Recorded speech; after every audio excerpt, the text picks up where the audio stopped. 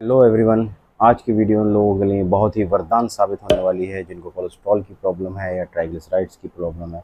आज की इस वीडियो में हम जानेंगे कि कोलेस्ट्रॉल का लेवल कितना होना चाहिए हमारी बॉडी के अंदर और ट्राइग्लिसराइड्स का लेवल हमारी बॉडी के अंदर कितना होना चाहिए। तो चलिए दोस्तों, बिना देरी किए शुरू करते हैं अपने इस वीडियो को। लेकिन अगर इससे पहले आप मेरे इस चैनल पर नए हैं तो प्लीज़ मेरे इस चैनल को सब्सक्राइब कर दीजिए, बेल आइकन का बटन दबा दीजिए ताकि ऐसी ही इन्फॉर्मेटिव वीडियोज़ आपको लगातार मिलती रह सकें। तो चलिए दोस्तों, शुरू करते हैं आज की अपनी इस वीडियो को और वीडियो के एंड तक बने रहिए, आपको काफ़ी मज़ा आएगा। तो चलिए दोस्तों, शुरू करते हैं इस वीडियो को।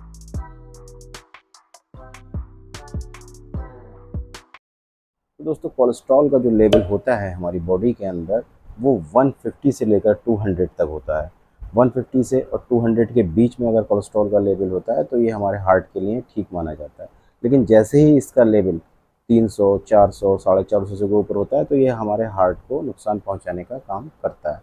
अब जैसा कि आप लोग जानते ही हैं कि कोलेस्ट्रॉल जो होता है हमारी बॉडी में 70% कोलेस्ट्रॉल हमारा लिवर बना देता है। लेकिन बाकी का जो कोलेस्ट्रॉल होता है वो कहाँ से आता है? जितना भी एक्स्ट्रा कोलेस्ट्रॉल जो होता है वो हमारी बॉडी में सारे का सारा एनिमल बेस्ड फूड से आता है।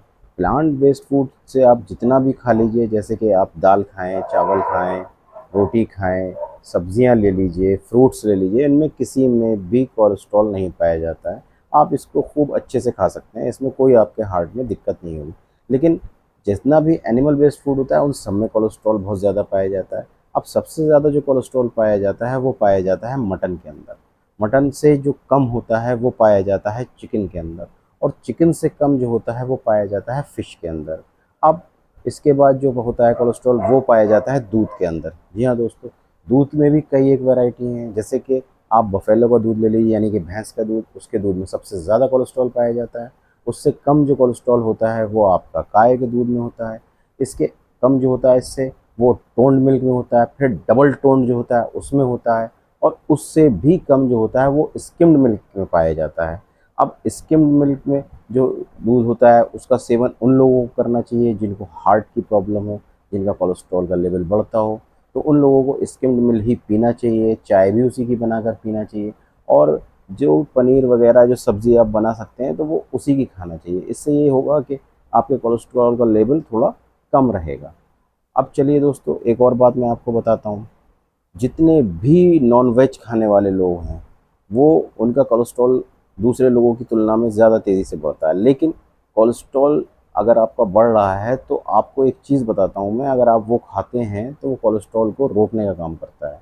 वो क्या चीज़ है दोस्तों? वो है दही। जी हाँ दोस्तों, अगर आप दही का सेवन करते हैं, जो भी नॉन वेज ज़्यादा खाने वाले लोग हैं, तो जो दही का सेवन करते हैं कोलेस्ट्रॉल का लेवल जो है वो कंपनसेट कर देता है दही, और बढ़ने नहीं देता है। तो जितने भी कोलेस्ट्रॉल बढ़े हुए लोग हैं जो नॉन वेज खाने वाले हैं उनको दही का सेवन ज़रूर करना चाहिए। तो चलिए दोस्तों, अब हम बात करते हैं इसके बाद ट्राइग्लिसराइड्स। तो ट्राइग्लिसराइड्स का लेवल हमारी बॉडी में कितना होना चाहिए? तो वो दोस्तों होना जो चाहिए वो हमारी बॉडी के अंदर होना चाहिए 100 से लेके 150 तक। लेकिन अगर आपका 130 तक है तो वो बहुत अच्छा है आपके हार्ट के लिए। लेकिन जैसे ही ये 200 से ऊपर निकल जाएगा, 300, 400, 500 तक पहुंच जाता है ट्राइग्लिसराइड्स का लेवल लोगों का, तो वो उससे होता क्या है, वो उसको उसमें जो होता है वो हार्ट में डिसीज़ पैदा करने का काम करता है। वो उसमें आपका आर्टरीज ब्लॉकेज पैदा करने का काम करता है। उसमें हार्ट को बहुत दिक्कतें होती हैं। तो इसलिए क्या करना चाहिए हमें? हमें इसको बिल्कुल भी नहीं बढ़ने देना चाहिए। अब ये आता कहाँ से है? जब आएगा तभी ये बढ़ेगा हमारी बॉडी में।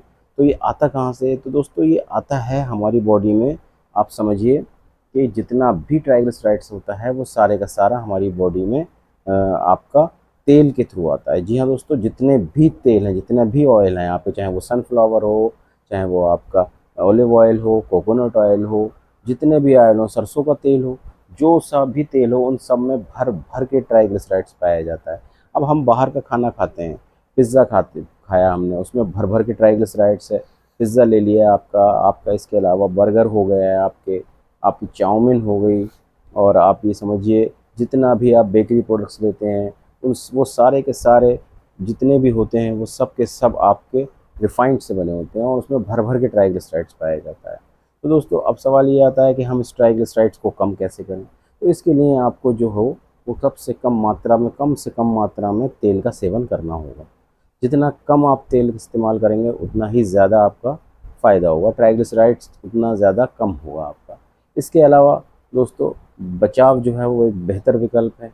आप बचाव करिए, सबसे बेस्ट तरीका है। बचाव बहुत बढ़िया चीज़ है। आप जितना भी परहेज़ करेंगे, जितना भी बचाव करेंगे, आप उतने सही रहेंगे, ट्राइग्लिसराइड से भी, कोलेस्ट्रॉल से भी। तो दोस्तों मैं आपको यही बताना चाह रहा हूँ कि अगर आप साउथ में रहने वाले हैं, साउथ इंडिया में रह रहे हैं, तो आप जितना भी हो सके कोकोनट ऑयल का इस्तेमाल करिए। और अगर आप नॉर्थ इंडिया में रह रहे हैं तो जो है आप सरसों के तेल का इस्तेमाल करिए। 2-4 बूंदे, 6 बूंदे से ज़्यादा ना इस्तेमाल करें आप, बेहतर रहेगा। तो उसमें सब्ज़ी बनाएं और बहुत बढ़िया रिज़ल्ट आएगा। धीरे धीरे ट्राइग्लिसराइड्स का लेवल आपकी बॉडी से कम होगा। तो दोस्तों ये थी आज की हमारी वीडियो। नेक्स्ट वीडियो में आपसे फिर मिलेंगे।